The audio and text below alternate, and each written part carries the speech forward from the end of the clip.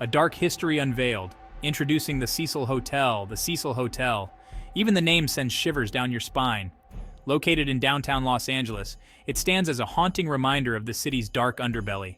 For almost a century, this hotel has been a silent witness to countless tragedies, unexplained events, and chilling crimes. Built in the Roaring '20s, the Cecil Hotel was meant to be a grand destination.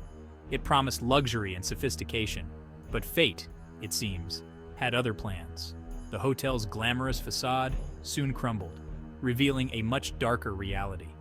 Over the decades, the Cecil became synonymous with death, despair, and the macabre.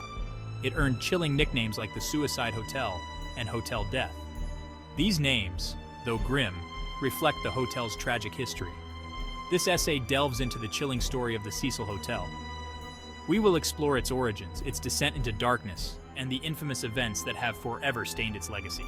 Prepare yourself, for the story of the Cecil is not for the faint of heart. From glamour to gloom, the Cecil's early years and decline. The year was 1927. Los Angeles was a city on the rise, a burgeoning metropolis filled with dreams and opportunities. The streets were alive with the hustle and bustle of people chasing their aspirations, and the skyline was dotted with new constructions symbolizing progress and prosperity. Los Angeles was booming, a city pulsating with ambition and the promise of a golden future. The air was thick with optimism, and the city was a magnet for those seeking a better life. It was a time of great innovation and cultural blossoming, with the film industry taking root and the economy thriving. It was in this optimistic climate that hotelier William Banks Hanner unveiled his grand vision, the Cecil Hotel. Hanner envisioned the Cecil as a beacon of luxury and sophistication, a place where the elite could gather and indulge in the finest comforts of the era. With its marble floors, stained glass windows, and opulent decor, the Cecil was intended to be a luxurious haven for the city's elite. The hotel was a marvel of its time, boasting intricate architectural details and lavish furnishings that spoke of grandeur and elegance. It boasted 700 rooms, a grand ballroom, and all the modern amenities one could desire. The grand ballroom was a centerpiece of the hotel, hosting glamorous events and social gatherings that drew the creme de la creme of society. For a brief, shining moment, the Cecil lived up to its aspirations. The hotel was the epitome of luxury, a place where the wealthy and influential could escape the mundane and revel in opulence. It was a symbol of the city's prosperity and a testament to the dreams that built Los Angeles. However, the glamour was fleeting. The opulence that once defined the Cecil began to fade as the economic landscape shifted. The hotel's luster dimmed, and the grandeur that once attracted the elite started to wane. The Great Depression cast a long shadow over the United States, and the Cecil Hotel found itself caught in the economic downturn. The once thriving city of Los Angeles was hit hard, and the effects rippled through every sector, including the hospitality industry. As businesses crumbled and fortunes were lost, the hotel's clientele dwindled. The grand halls that once echoed with laughter and music now stood eerily silent, a stark contrast to the hotel's former glory. The Cecil struggled to maintain its status as a premier destination.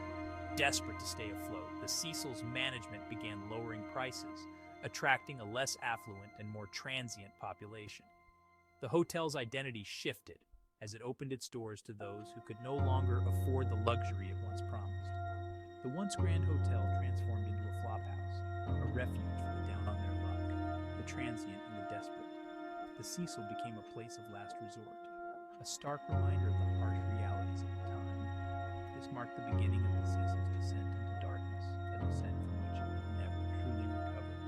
The hotel's decline was a slow and painful process, marked by neglect and a series of unfortunate events that further tarnished its reputation. The Cecil became synonymous with tragedy and despair, a far cry from the luxurious haven it was meant to be. Shadows of despair, early tragedies at the Cecil. As the years passed and the Cecil's reputation declined, a dark cloud seemed to settle over the building. The once grand hotel, which had opened its doors with the promise of luxury and comfort, began to be overshadowed by a series of unfortunate events. The Cecil, originally a beacon of hope for travelers and residents alike, slowly transformed into a place synonymous with sorrow and tragedy. The hotel became a magnet for tragedy, a place where despair lingered in the air. Its hallways, once bustling with the laughter and chatter of guests, now echoed with the silent cries of those who had lost all hope. The Cecil's transformation from a symbol of prosperity to a haven for the despondent was both swift and unsettling. Suicides, both reported and unreported, became an all-too-common occurrence. The newspapers of the time frequently carried grim headlines about the latest tragedy at the Cecil, each story more heartbreaking than the last. The hotel's name became synonymous with death, and its reputation as a place of despair grew with each passing year. One of the earliest documented suicides at the Cecil occurred in 1931. The victim, a young man named W.K. Norton, had checked into the hotel under an assumed name. His lifeless body was discovered in his room, a bottle of poison by his side. I was a guest at the hotel, found dead in my room. The room, once a sanctuary for weary travelers, had become a tomb for those who could no longer bear the weight of their sorrows. The walls, which had witnessed countless moments of joy and celebration, now bore silent witness to the final moments of despair. I had swallowed poison capsules, ending my life within the hotel's walls.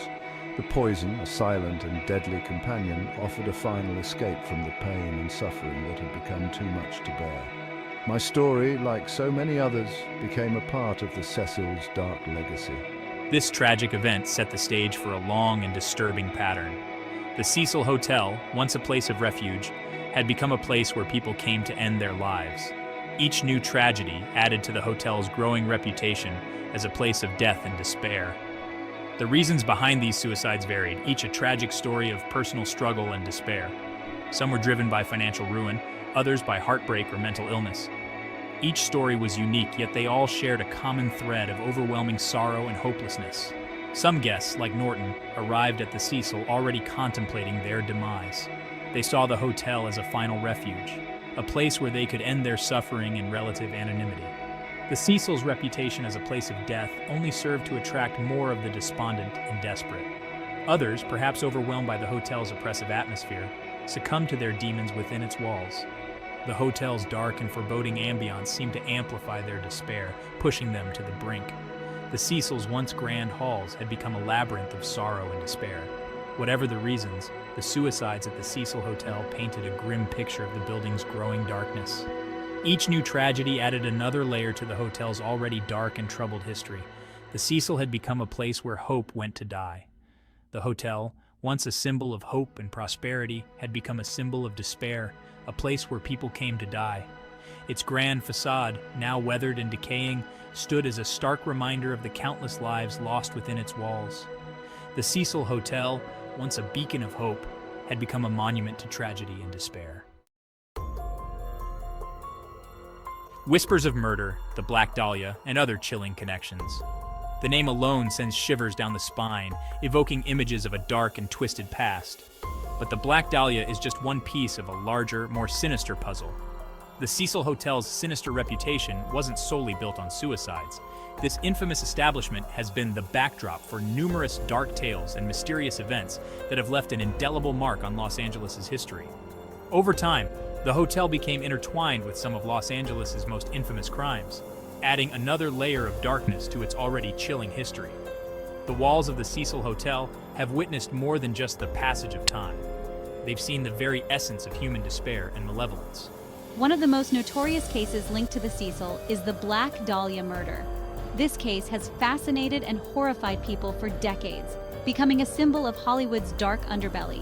In 1947, the body of aspiring actress Elizabeth Short, brutally murdered and posed, was discovered in a vacant lot. Her death was not just a murder, it was a grotesque display that shocked the nation. The gruesome nature of the crime shocked the city, and the case remains unsolved to this day.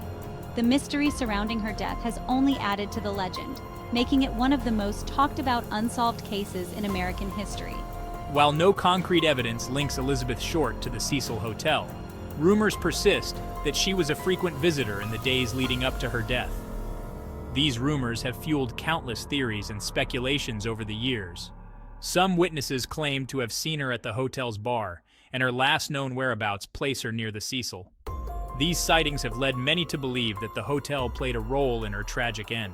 The Black Dahlia case, with its ties to the Cecil, solidified the hotel's reputation as a place where darkness thrived, It became a symbol of the city's hidden dangers and the secrets that lurk in the shadows. It became a grim landmark in true crime history, a place where the line between fact and fiction blurred. The Cecil Hotel stands as a testament to the darker side of human nature, a place where the past continues to haunt the present. Its corridors echo with the whispers of the lost and the damned, making it a chilling reminder of the fragility of life and the ever-present specter of death.